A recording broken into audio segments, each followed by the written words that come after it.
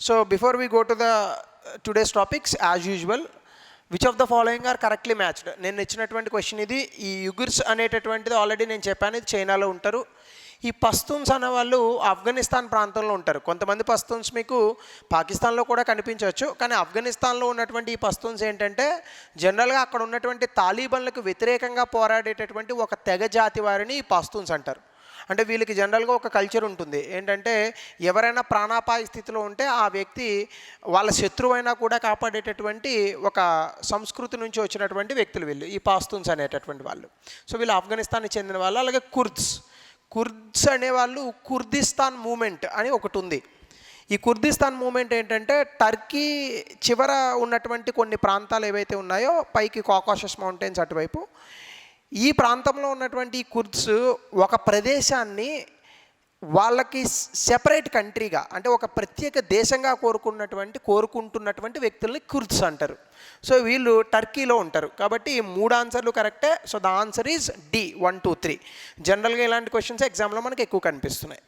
So ఈరోజు మనం చూడబోయేటటువంటి topic నిన్నటి న్యూస్ పేపర్లో ఈ మధ్యకాలంలో కూడా రావడం జరిగింది. The NPT is beginning to look shaky. NPT అంటే ఏంటి? Non proliferation treaty. ప్రొలిఫరేషన్ అంటే ఏంటి? జనరల్గా మనకు ఉన్నటువంటి పరిమాణాన్ని పెంచడం. అంటే ఇప్పుడు మీ దగ్గర 10 ఉంది, 10 12 అయింది అనుకోండి, దాన్ని ప్రొలిఫరేషన్ అంటారు. అయితే మనకి ప్రపంచంలో ముఖ్యంగా ఈ భూమిపైన అణ్వాయుధాలు అని కొన్ని ఉన్నాయి. ఈ అణ్వాయుధాలని యురేనియం, ప్లూటోనియం ఇటువంటి పదార్థాలతో తయారు చేస్తారు. ఈ తాలూకా టెక్నాలజీ ఏదైతే ఉందో ఈ టెక్నాలజీ అన్ని దేశాల దగ్గర లేదు. అందులోని ఈ అణ్వాయుధాలు అనేటటువంటివి చాలా ప్రమాదకరమైనటువంటి ఆయుధాలు.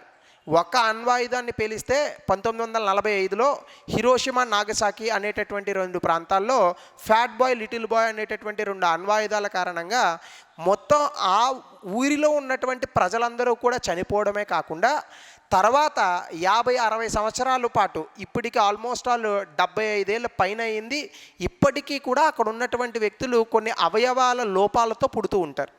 సో అణ్వాయుధాల నుంచి వచ్చేటటువంటి ఈ రేడియేషన్ ఏదైతే ఉందో ఈ రేడియేషన్ కారణంగా చాలా ఇబ్బందులు పడేటటువంటి అవకాశం ఉంది. కాబట్టి అణ్వాయుధాలను ఎవరు కూడా వాడకూడదు అనేటటువంటి నియంత్రణ పూర్తి స్థాయిలో లేనప్పటికీ కూడా అణ్వాయుధాల యొక్క ఇబ్బంది గురించి లేదా అణ్వాయుధాల యొక్క సామర్థ్యం గురించి, అణ్వాయుధాలు చేయబోడేటటువంటి ఒక విధ్వంసం గురించి ప్రపంచంలో దాదాపుగా అందరికీ తెలుసు. అయితే 1945 తర్వాత వచ్చినటువంటి కొన్ని విధి విధానాలలో భాగంగా, ముఖ్యంగా అంతర్జాతీయ విధి విధానాలలో భాగంగా కేవలం 5 దేశాలకు మాత్రమే అణ్వాయుధాలు ఉండేటట్టుగా యునైటెడ్ నేషన్స్ అలాగే ఈ నాన్ ప్రొలిఫరేషన్ ట్రీటీ ఇట్లాంటి వాటిల్లో అన్నిటిలోని కూడా మనకి కొన్ని విధానాలు వచ్చాయి. అంటే కొన్ని రూల్స్ అని అనుకోండి, నియమాలు. ముఖ్యంగా మనకి యునైటెడ్ నేషన్స్ సెక్యూరిటీ కౌన్సిల్ అని మనకు ఒకటి ఉంది, ఐక్యరాజ్య సమితి భద్రతా మండలి. అందులో మనకి permanent and non permanent members అని ఉంటారు. ఈ పర్మనెంట్ అండ్ నాన్ పర్మనెంట్ మెంబర్స్లో 5 పర్మనెంట్ మెంబర్స్ ఉన్నాయి. యునైటెడ్ స్టేట్స్ ఆఫ్ అమెరికా, అలాగే యూకే, ఫ్రాన్స్, రష్యా, చైనా. కేవలం ఈ 5 దేశాలకి మాత్రమే అణ్వాయుధాలు ఉండాలి. కానీ తర్వాత చాలా దేశాలు అణ్వాయుధాలని పొందాయి. అయితే అణ్వాయుధాలు ఉన్నటువంటి దేశాలు ఏవైతే ఉన్నాయో ముఖ్యంగా ఈ 5 దేశాలు. జనరల్గా ఈ 5 దేశాల గురించే మాట్లాడతారు, మిగతా దేశాల గురించి అసలు మాట్లాడరు. సో ఈ నాన్ ప్రొలిఫరేషన్ ట్రీటీ అనేది ఏం చెప్తుందంటే ఈ అణ్వాయుధాలు ఒకప్పుడు కొన్ని వేల అణ్వాయుధాలు ఉండేవి. ప్రపంచం మొత్తం కలిపి దాదాపుగా 65,000 అణ్వాయుధాలు ఉండేవి. ప్రపంచం మొత్తాన్ని నాశనం చేయడానికి 65,000 అవసరం లేదు. గట్టిగా కొడితే ఒక 100 అణ్వాయుధాలు చాలు. ప్రపంచంలో ఉన్నటువంటి 800 కోట్ల మంది ప్రజలు కూడా చనిపోతారు. అయితే 65,000 అణ్వాయుధాలు ఉన్నటువంటి తరుణంలో ఈ అణ్వాయుధాల యొక్క సంఖ్యను తగ్గించాలి అనేటటువంటి ఉద్దేశంతో ఈ నాన్ ప్రొలిఫరేషన్ ట్రీటీ అనేటటువంటిది ఒకటి వచ్చింది. అయితే ఈ నాన్ ప్రొలిఫరేషన్ ట్రీటీ ద్వారా ఈ 65,000 అణ్వాయుధాలు 12,000కి తగ్గాయి ఇప్పుడు ఉన్నటువంటి సందర్భంలో. సో దీనికి సంబంధించి మనకు ఒక న్యూస్ వచ్చింది. ఈ మధ్యకాలంలో ఈ అణ్వాయుధాలకు సంబంధించినటువంటి ఎన్పిటి ట్రీటీ యొక్క 10th రివ్యూ కాన్ఫరెన్స్ ఒకటి జరిగింది. ఈ 10th రివ్యూ కాన్ఫరెన్స్ ఎక్కడ జరిగింది? మనకి న్యూయార్క్లో జరిగింది. మనకి ఇది అడుగుతాడు, 10వ రివ్యూ కాన్ఫరెన్స్ ఎక్కడ జరిగింది? న్యూయార్క్లో జరిగింది అనేటటువంటి అంశాన్ని అడుగుతాడు. ఈ న్యూయార్క్లో జరిగినటువంటి 10వ రివ్యూ ట్రీటీ ఏదైతే ఉందో 52 సంవత్సరాలు అయింది ఇప్పటికీ ఈ నాన్ ప్రొలిఫరేషన్ ట్రీటీ వచ్చి. సో దాని సందర్భంగా దీంట్లో కొన్ని మాట్లాడుకున్న తర్వాత ఒక తీర్మానంలో ఏం చెప్పారంటే ఎన్పిటి అంటే నాన్ ప్రొలిఫరేషన్ ట్రీటీ యొక్క విజయాలేంటి, అపజయాలేంటి, ఇవన్నీ కూడా మాట్లాడుకోవడం జరిగిందనమాట. సో ఇది ఇక్కడ జరిగినటువంటి విషయం. దీనికి సంబంధించి న్యూస్లో ఎందుకుంది, అసలు నాన్ ప్రొలిఫరేషన్ ట్రీటీ అంటే ఏంటి, దాని తాలూకా విజయం ఏంటి, దాని తాలూకా వీక్నెస్ ఏంటి, అలాగే పార్షియల్ ట్రస్ట్ బ్యాన్ ట్రీటీ అంటే ఏంటి, సిటీబీటీ ట్రీటీ అంటే ఏంటి, ఎప్పుడు మాదిరిగానే క్వశ్చన్ ఆఫ్ ద డే. ఇందులో కనుక మీరు చూస్తే వై ఇన్ న్యూస్, ఇది అసలు న్యూస్లో ఎందుకుంది, ఆల్రెడీ నేను చెప్పడం జరిగింది. 10th review conference of parties అంటే ఈ ఎన్పిటిలో ఉన్నటువంటి దేశాలు ఏవైతే ఉన్నాయో వాటిల్ని సిఓపి దేశాలు అని పిలుస్తాం. కాన్ఫరెన్స్ ఆఫ్ పార్టీస్ అంటే ఈ నాన్ ప్రొలిఫరేషన్ ట్రీటీకి సంబంధించి దాన్ని ఒప్పుకున్నటువంటి దేశాలను సిఓపి కాన్ఫరెన్స్ ఆఫ్ పార్టీస్ అంటాం. చాలా చోట్ల ఇది మీరు చదువుతారు. సో ఈ 10th రివ్యూ కాన్ఫరెన్స్ అనేటటువంటిది మొన్న న్యూయార్క్లో జరిగింది. లాస్ట్ వీక్ 3వ తారీఖు సెప్టెంబర్ని జరిగింది. సో దానికి సంబంధించి ఇది మనకి న్యూస్లో వచ్చింది.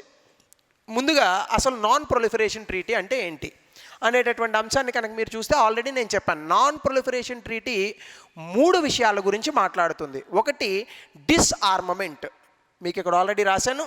ఒకటి డిస్ఆర్మమెంట్, 2 నాన్ ప్రొలిఫరేషన్. నేను ఒక్కొక్కటి వివరిస్తాను.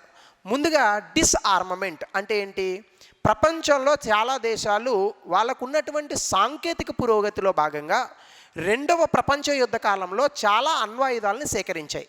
ఉదాహరణకి మొట్టమొదటిగా అణ్వాయుధాలను తయారు చేయాలనేటటువంటి ఆలోచన జర్మనీ అనే దేశానికి వచ్చినప్పటికీ మొట్టమొదటి అణ్వాయుధం అనేటటువంటిది అమెరికాలోనే తయారైంది. మీ అందరికీ తెలుసు, ఈ అణ్వాయుధాలను తయారు చేయడానికి కూడా మనకి వచ్చినటువంటి ఫార్ములా అనేటటువంటిది ఎక్కడి నుంచి వచ్చింది, మనందరం చదువుకునే ఉంటాం. E=mc² అనేటటువంటి ఫార్ములా.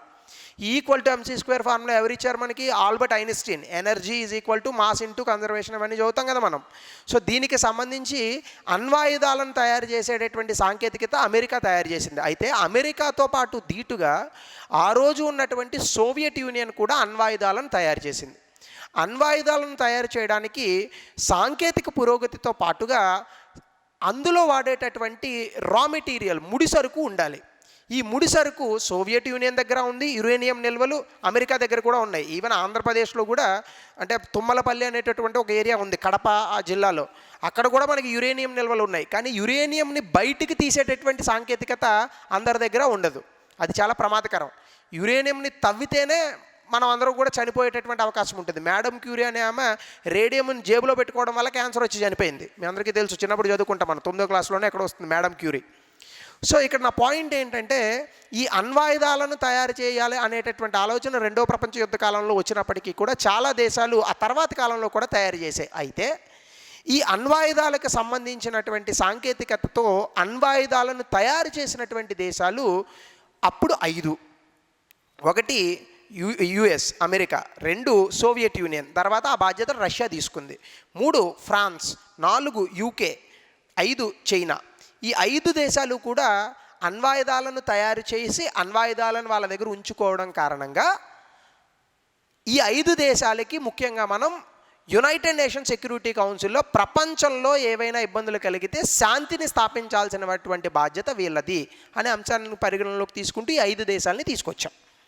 అయితే అప్పుడు ఒక రూల్ ఏం పెట్టారంటే ఈ 5 దేశాలు తప్ప మరి ఏ దేశము కూడా అణ్వాయుధాలను అసలు తయారు చేయరాదు.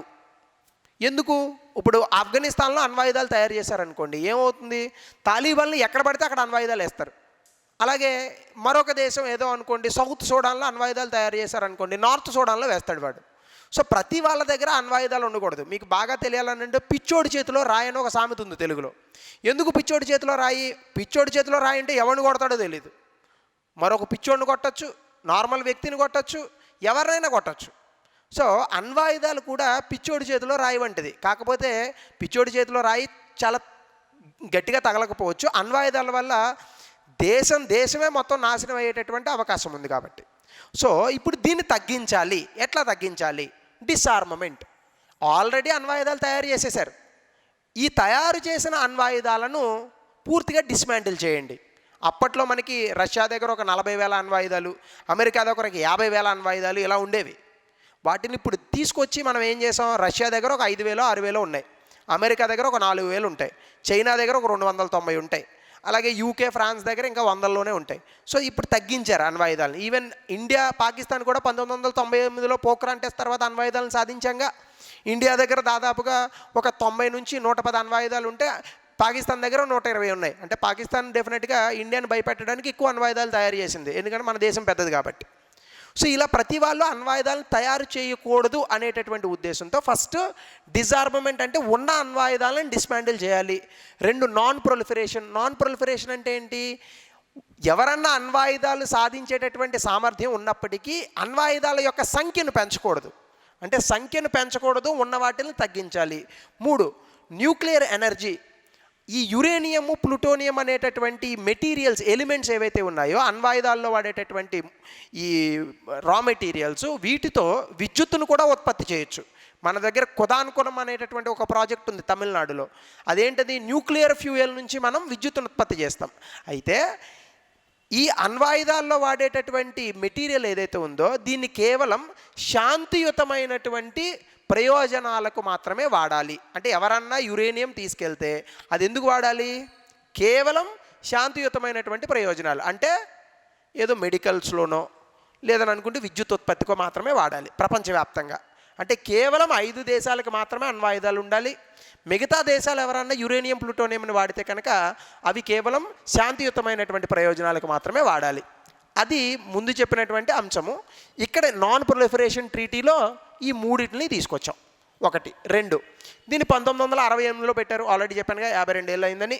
సో దాని తర్వాత it does not effect right to state parties to develop, produce and use nuclear energy for peaceful purposes. అంటే ఈ ట్రీటీ సంతకం పెట్టినటువంటి దేశాలు అణ్వాయుధాలని తయారు చేయకూడదు, కానీ అణ్వాయుధాల్లో వాడేటటువంటి అణు పదార్థాలతో శాంతియుతమైనటువంటి ప్రయోజనాలకు వాడుకోవచ్చు.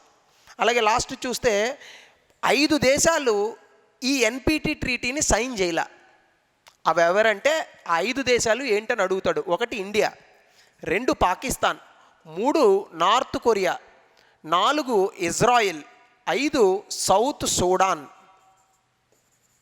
ఈ 5 దేశాలు కూడా అణ్వాయుధాలను పెంచాలి అనేటటువంటి నాన్ ప్రొలిఫరేషన్ ట్రీటీలో సంతకం పెట్టలేదు.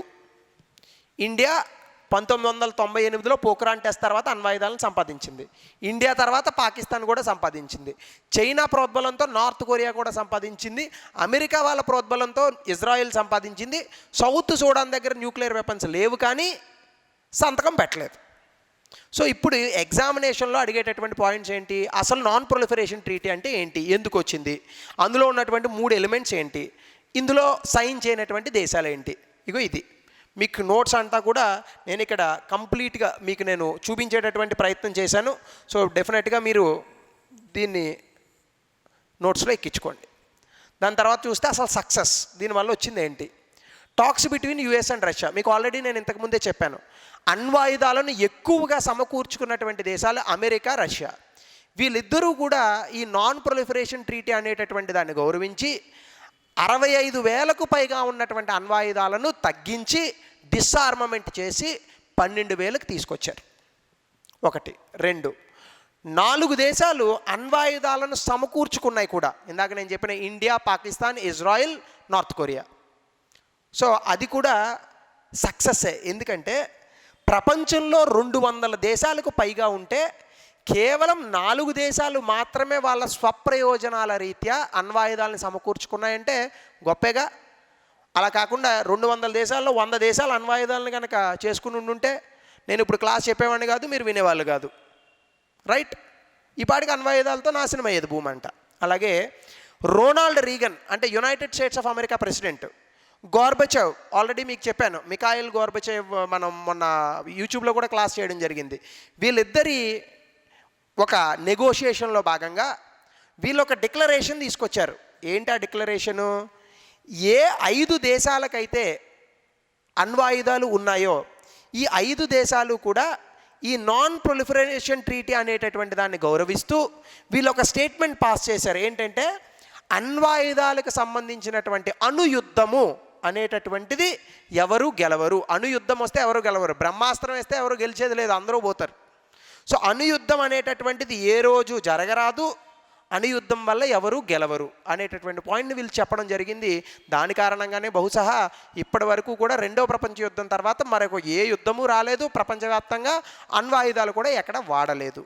సో ఇది కూడా మనం గ్రహించాల్సినటువంటి అంశం. అయితే ఇందులో ఉన్నటువంటి వీక్నెస్, సో నెగిటివ్స్ ఏంటి అది కూడా చూద్దాం. ప్రతికూలతలు, కన్సెన్సస్ డాక్యుమెంట్ అంటే ఈ అణ్వాయుధాలకి సంబంధించినటువంటి నాన్ ప్రొలిఫరేషన్ ట్రీటీలో చాలా దేశాలు ఉన్నప్పటికీ 1970 నుంచి కూడా ఇప్పటి వరకు అన్ని దేశాలు కలిసికట్టుగా తీర్మానం చేసినటువంటి సందర్భాలు కేవలం 4 అంటే 10 సార్లు రివ్యూ కాన్ఫరెన్సులు జరిగినప్పటికీ అందులో కన్సెన్సస్ అందరి మధ్య సయోధ్య కుదుర్చుకుని కేవలం 4 సార్లు మాత్రమే తీర్మానాలు జరగడం అనేటటువంటిది అంత శుభసూచకం కాదు. అంటే ఎక్కడో తేడా ఉందనేగా.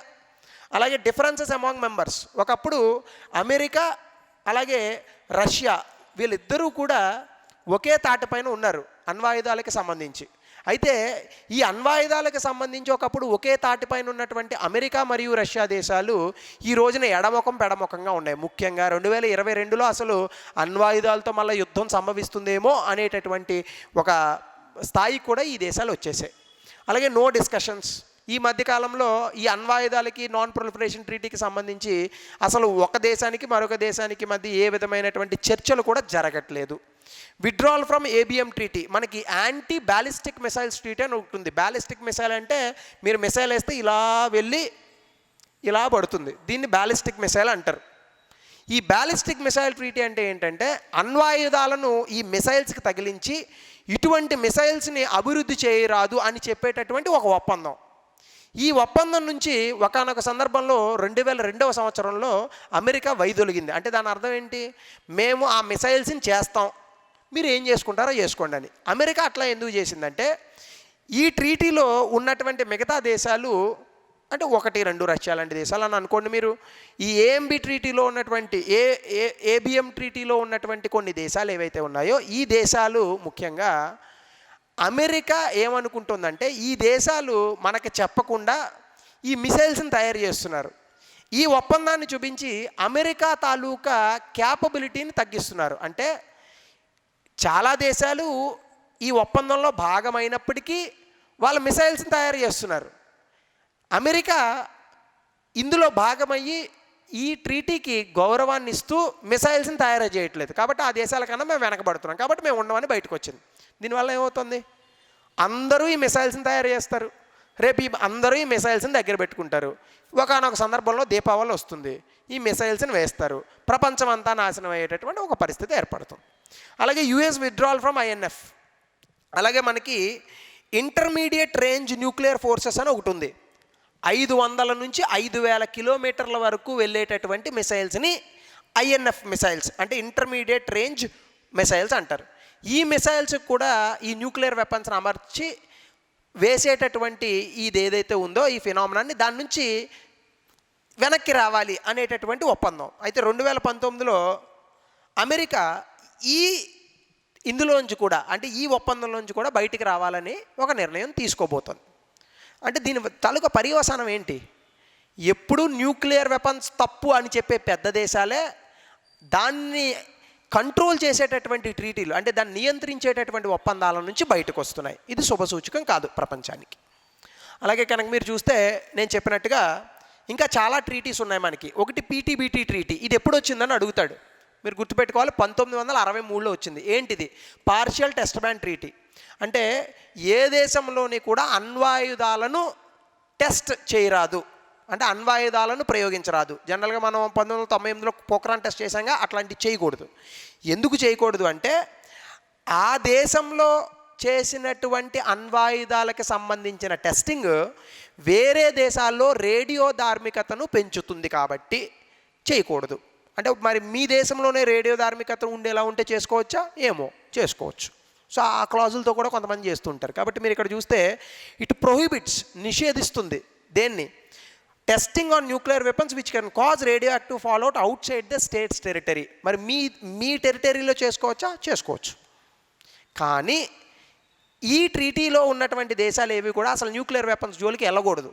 ఎందుకంటే అమెరికా వాళ్ళపైన ఆంక్షలు విధిస్తుంది. ఇరాన్ పైన చేయలా, ఆ ట్రీటీలో భాగం కాదా అనేది పక్కన పెట్టండి. అసలు ప్రపంచంలో ఎవరు అణ్వాయుధాలు చేసుకోకుండా అమెరికా ప్రయత్నిస్తుంది. ఎందుకంటే అణ్వాయుధాలు ఉంటే పెద్ద దేశాల ఆటలు సాగవు. 1, 2 అణ్వాయుధాలు ఉంటే ప్రతి వాళ్ళకి ప్రమాదమే, పిచ్చోడి చేతిలో రాయి అన్నట్టు. సో ఇది మిమ్మల్ని అడుగుతాడు. పార్షియల్ టెస్ట్ బ్యాన్ ట్రీటీ అంటే ఏంటంటే ఆ దేశం తాలూకా బోర్డర్స్ అవతల రేడియో ధార్మికతను విడుదల చేసే విధంగా ఎవరైనా అణ్వాయుధాలను ప్రయోగిస్తే ప్రయోగాలు చేయరాదు, దానిపైన నిషిద్ధం విధిస్తాం. అలాగే నాన్ ప్రొలిఫరేషన్ ట్రీటీ మీకు ఆల్రెడీ చెప్పాను, 1968లో వచ్చింది, ఫోర్స్లోకి వచ్చింది 1970. It is the only binding treaty. అంటే ఈ ఒప్పందంలో ఉన్నటువంటి దేశాలు ఖచ్చితంగా చట్టబద్ధంగా అసలు వాళ్ళకు ఉన్నటువంటి అణ్వాయుధాలను డిస్ఆర్మ్ చేయాలి, అంటే వాళ్ళకు ఉన్నటువంటి అణ్వాయుధాలను తొలగించాలి. అలాగే మరొక ట్రీటీ, ఈ ట్రీటీ ఇప్పటివరకు కూడా సంతకాలు అయినప్పటికీ ఫోర్స్లోకి రాలేదు. 1996లో వచ్చినటువంటి కాంప్రహెన్సివ్ టెస్ట్ బ్యాన్ ట్రీటీ అంటే ఏంటి, అంతర్జాతీయంగా ఉన్నటువంటి ఒక ఒప్పందం ఇది. న్యూక్లియర్ ఎక్స్ప్లోజన్కి సంబంధించి, అంటే అణ్వాయుధాలను ప్రయోగాత్మకంగా చేసేటటువంటి ప్రయోగాలను ఇది నిషేధిస్తుంది. ఎందుకంటే దీనివల్ల రేడియో ధార్మికత బయటకు వచ్చి మొత్తం ఎన్వైరన్మెంట్ దెబ్బతినేటటువంటి అవకాశం ఉంది కాబట్టి. సో ఇది ఇంకా రాలేదు. ఈ 3 అడుగుతాడు, ఎప్పుడెప్పుడు వచ్చాయి, ఇవి ఏంటి, మ్యాచ్ ద ఫాలోయింగ్ కూడా అడుగుతాడు. మీరు నోట్స్ రాసుకోండి. సో డెఫినెట్గా this would be helpful for your exam. అలాగే కన్సిడర్ ద ఫాలోయింగ్ స్టేట్మెంట్స్, ఇది యూపీఎస్సీ 2015లో ఇచ్చినటువంటి ప్రశ్న. Which among the following are nuclear weapon states recognised by the treaty of non proliferation, అంటే నాన్ ప్రొలిఫరేషన్ ట్రీటీ ద్వారా గుర్తించబడినటువంటి దేశాలు ఏవి ఈ 5 ఆన్సర్ చెప్పండి. రేపటి క్లాస్లో ఆన్సర్ చూడండి, మీ ఆన్సర్ ఏంటో కమెంట్ సెక్షన్లో పెట్టండి.